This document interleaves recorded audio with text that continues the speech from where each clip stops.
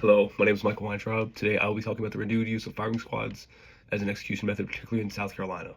Firing squads have a long history as a method of capital punishment. Historically, they have been seen as a quick and efficient way to execute prisoners because of their method is direct and does not require the complicated machinery or medical setup like lethal injection or electrocutions. In the U.S., firing squads have generally been phased out by electrocutions and then more recently lethal injections. Lethal injections have been favored in modern times because it is seen as a more controllable and less violent and thus more humane form of punishment. Recently, however, many states have had difficulty sourcing the drugs needed to perform these lethal injections because pharmaceutical companies are unwilling to produce and sell these drugs to states due to their ethical concerns.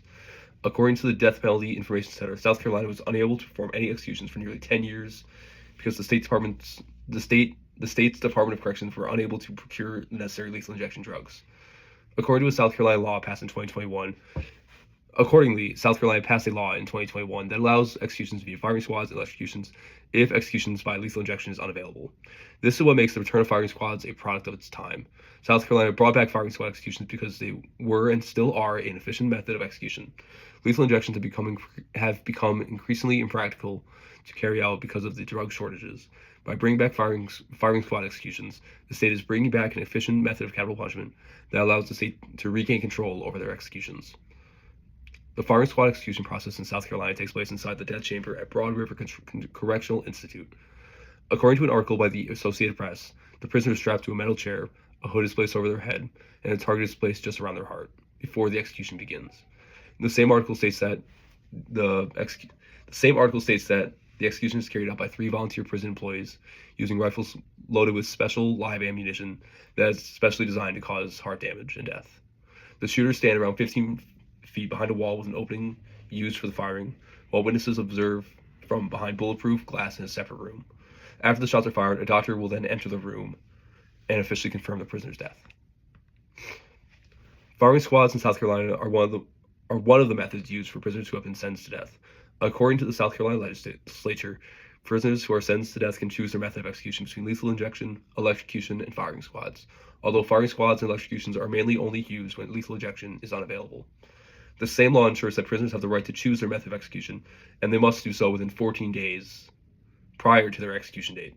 If a prisoner does not make a choice and lethal injection is unavailable, the state will use electrocution, as firing squad executions are only occur if prisoners specifically request it. One reason prisoners have chosen firing squad executions is because they believe it will be a quicker, less painful, and more reliable method than their other choices. An individual is only subject to executions via firing squad in South Carolina after they are first convicted of a capital offense and sentenced to death. After receiving their sentence, death row prisoners go through a lengthy appeals process where the courts look over both their sentence and their court case.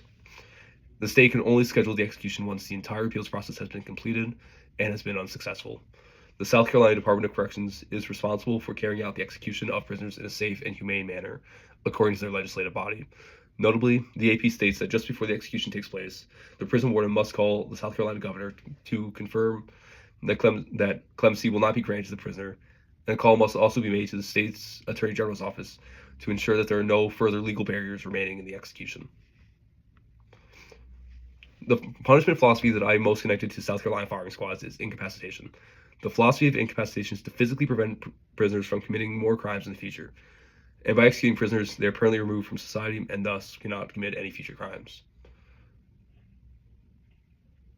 In this case, South Carolina uses the death penalty as the most permanent form of incapacitation possible.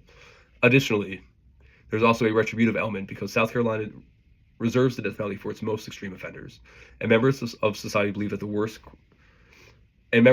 may believe that the worst crimes warrant the most extreme forms of punishment. I do believe, however, that incapacitation is the stronger of these two principles in this specific case, because the state only brought back firing squads after nearly a decade of being unable to get the necessary drugs needed for a safe lethal injection execution.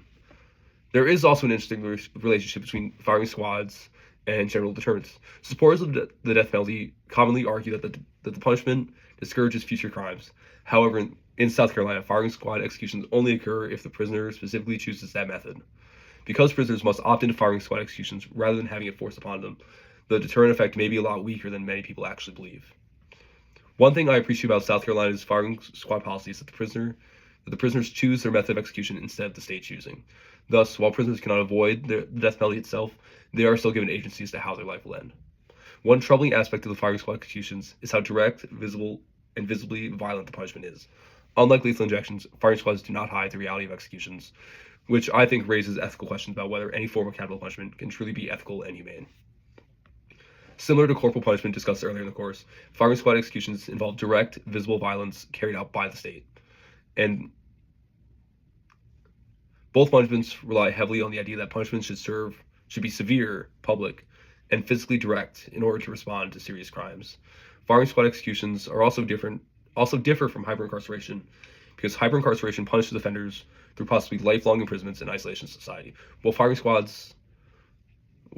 executions end the offender's life. While both sanctions focus heavily on removing offenders from society, incapacitation, they do so in very different ways. Thank you.